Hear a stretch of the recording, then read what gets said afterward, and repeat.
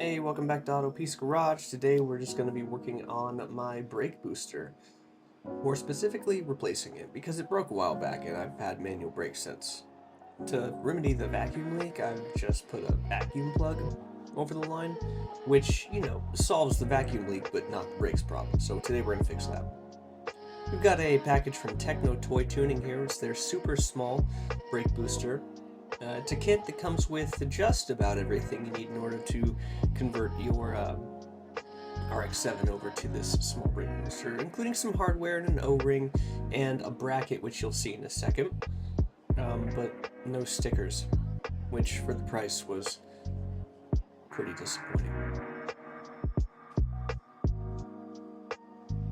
Getting right into it, first thing you're going to want to do is just unplug the fluid level sensor.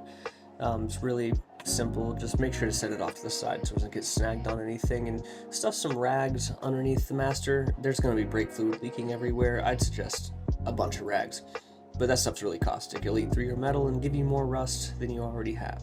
Really not advantageous at all. I'm masking my sensor off with some green tape, just in the event that, I get something in there, or, just trying to protect it and mark it so I don't forget which one it is. Breaking off these lines really wasn't difficult, just took a little bit of convincing, but overall pretty simple. There's 3 of them, 2 on the side and 1 on the bottom. Next you're going to want to disconnect your proportioning valve bolt. That's a 10 mil. I stuffed a few more rags under there just because the leak got serious, and use a 12 mil wrench to disconnect the master from the booster itself. 12 mil socket on the bottom if you got it, but you could use a wrench as well. Just takes a little bit longer. There's the bracket. It's pretty rusty, but don't worry, I end up sanding it, painting it up later. Taking this guy out is as simple as up and out. Just make sure to cap off all of those lines after you're done.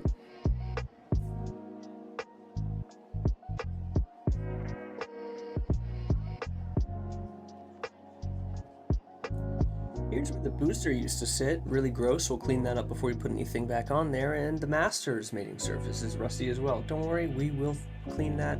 It started raining while I was doing this. Really not fun, especially when you don't have a garage. But as we get up underneath the behind the firewall here, we're looking at the studs that attach the booster to the car itself. And I'm noticing that there's only 3 nuts holding 4 studs together. Not the best situation, but hey, it's a used car. What are you gonna do? It took a while to get everything out, including the cotter pin there that held the little pin into the that connected the pedal to the fork itself on the master. And it took a little bit longer to get the pin out as well, just because it was kind of stuck in there. But I got them both out in about 20 minutes. Maybe if yours is a little bit nicer. Yeah, there I am showing you a 12 mil because that's what it takes to get those nuts off. Have different size sockets on you whenever you're doing this, just because it's a tight space. After you remove the hardware holding on the booster, don't be afraid to muscle those lines out of the way to pull that booster out. It's not going to hurt anything. And of course clean off the mating surface. Here's the difference between the 2 of them. One's a lot smaller. The vacuum port's also in a different location between the 2 of them. You're also going to have to take the gasket off the old one, put it on the new one, assuming that you still have one and that yours is in good condition. You're also going to have to take that fork off that one and put it on the new one. But it's not too hard so long as you've got the bracket and the associated hardware. So I cleaned up the master cylinder, I put everything onto the new brake booster. Super easy, especially with all the included equipment, such as the bracket here. But I did run into an issue after trying to attach the master cylinder to the bracket. You can see here, you can't really fit the hardware provided into the top slot for the hardware provided. There's not another way to do that. So I went to Ace Hardware, got an M8 by 125 threaded rod, cut it down to the appropriate size, slapped some thread locker onto it, threaded it in, let it cure for a little bit, and that gave me exactly what I needed.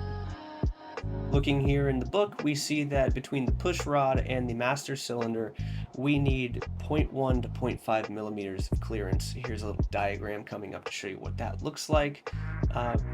I'd never really done anything like this before, so I kind of just put everything together and pushed on the little fork that attaches to the pedal with my chest to see if anything contacted or moved. That felt like clearance to me, so I just rolled with it. We'll see how that works out. When you're putting the brake booster back into the firewall, pay attention, make sure that the fork on the brake booster is aligned with the pedal and the pin can actually go through it.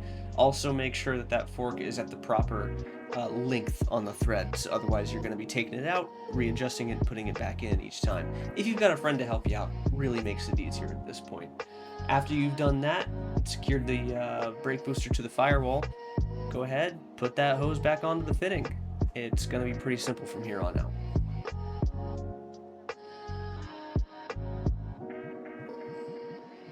So when you're putting the master and the proportioning valve bracket back on, the proportioning bracket is going to contact the passenger side most stud that holds the adapter bracket to the booster. Just make a hole about a 1/2 inch where that happens and you'll be able to put together everything just fine. That's exactly what I did here, worked out like a charm. Once you got the master on, it's just putting the lines back on. 10mm wrench, 10mm socket for the proportioning valve. Nothing too tricky here.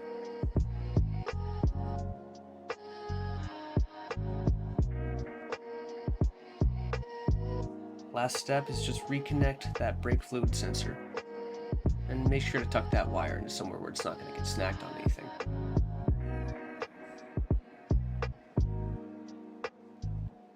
At this point, clearly you're going to need to add some brake fluid. Dot 3 is all this car really needs. Dot 4 is a little bit overkill, but it'll work if it's all you have.